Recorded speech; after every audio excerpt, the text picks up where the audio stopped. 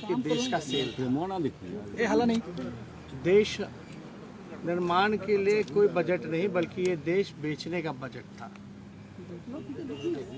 आप लोग सब लोग जानते हैं, पहले रेलवे को बेचा, एयर इंडिया को बेचा, भारत पेट्रोलियम को बेचा गया, तरह तरह की संस्थानों के संपत्तियों को बेचा गया। और ये पूरी तरीके से जितने प्रतिष्ठान हैं और जितनी संपत्तियां हैं बची हुई देश की, उसको बेचने की तैयारी और निजी क्षेत्रों में देने की तैयारी चल रही है। इस बजट में और क्या बिक रहा है? गैस पाइपलाइन है, स्टेडियम है, सड़क मार्ग हैं, वेयर हाउसेज हैं, जो देश की संपत्तियां रहीं उसको और बेचने की पुरजोर तरीके से तैयारी की जा रही है। आम नागरिकों का कमर तोड़ दिया गया है और केवल कुछ चंद लोगों का ही इस बजट में ख्याल रखने का काम भारत सरकार ने किया है। आप देखे होंगे कि बिहार में डबल इंजन की सरकार है और लोग कई एक बजट बिहार का देख लिया, भारत सरकार का देख लिया कि बिहार के लिए उन लोगों ने क्या किया। बिहार को पूरी तरीके से ठगने का काम किया गया और अद्भुत है, जब बिहार को कुछ नहीं मिल रहा था तो बिहार से जो जीते हुए 39 सांसद हैं वो केवल थपथपा रहे थे।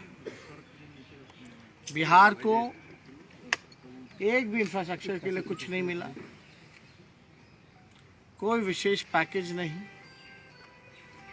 स्पेशल स्टेटस तो दूर की बात है, लेकिन कोई चारों तरफ से दबे हुए एक काम ऐसा बिहार के लिए कोई योजना के तहत या कोई अलग बिहार को देखते हुए अगर कोई प्लानिंग अगर की गई होती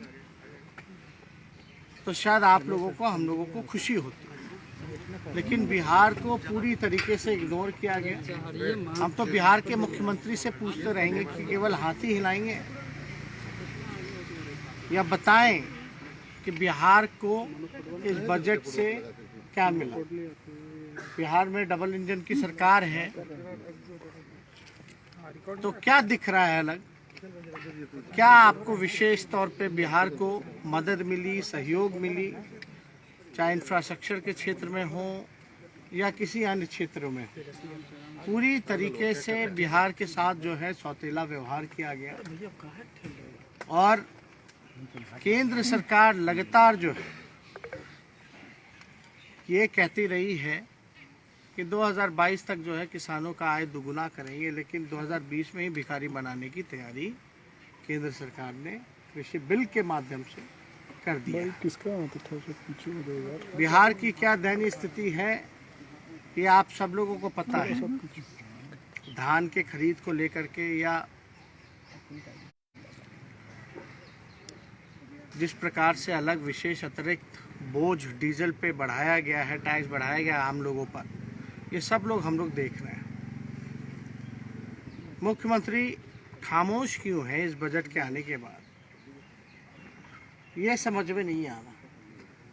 खामोशी शायद इसलिए है क्योंकि उनके पास बोलने के लिए कुछ नहीं है कि बिहार को इस डबल इंजन की सरकार ने क्या दिया। ना कोई कारखाना, ना कोई उद्योग, ना रोजगार की चर्चा, ना इंफ्रास्ट्रक्चर की बातें, कोई है ना एग्रीकल्चर में कोई एक ऐसा सेक्टर नहीं जहां बिहार को कुछ मिला। आप लोग याद कीजिए वो दौर जब लालू जी रेल मंत्री हुआ करते थे, इसमें तो रेलवे गायब ही हो गया। रेलवे को इसलिए गायब किया गया क्योंकि ये लोग लालू जी की तुलना नहीं कर सकते थे। जिस प्रकार से आदरणीय लालू जी ने रेलवे को चलाने का काम किया, हर एक साल 90,000 करोड़ का मुनाफा लालू जी ने दिया था, और ऐसे में दिया था जब हर साल जो है किराया कम किया जाता था। यही बिहार को लालू जी ने 3-4 कारखाने रेलवे ने उस समय बिहार को देने का काम किया। आज कहाँ है? क्या मिल रहा है बिहार को? और वो तब था जब यहाँ बीजेपी और एनडीए की सरकार थी। बिना पक्षपात किए हुए विशेष पैकेज 1,25,000 करोड़ का भी यूपीए के समय में बिहार को लालू जी ने दिलवाने का काम किया। आज तो हम लोग सब लोग पूछ रहे हैं कि क्या मिल रहा है बिहार को। 39 सांसद जीत करके गए हैं, केवल ताली पीटने गए या बिहार के लिए आवाज उठाने गए हैं। आज दुर्भाग्य है जो लोग भी जीत करके थाली टेबल पटपटकाने का काम कर रहे हैं, लेकिन बुरी तरीके से देश की जनता निराश है, आम नागरिक निराश है, परेशान है और पूरी तरीके से उन पे जो है अतिरिक्त बोझ डालने की तैयारी केंद्र सरकार ने की है। कई राज्यों में सड़कें बनाने की बात कही गई है। कोलकाता, जिन राज्यों में चुनाव होने हैं, ये एक ढंग से घोषणा की गई है। अब देखिए, इसमें समझदार को समझाने का कोई मतलब नहीं है। सब लोग, आप लोग समझदार हैं और सब लोग समझते हैं। सामने देख चुनाव हाँ समझ रहे हैं। जहाँ चुनाव है उसका बार बार चीख के नाम लिया गया, ये स्वाभाविक है ना। बिहार में भी वैक्सीन सबको मिल रहा था फ्री में। 19 लाख रोजगार जो है सभी लोगों को बिहार में मिल रहा था।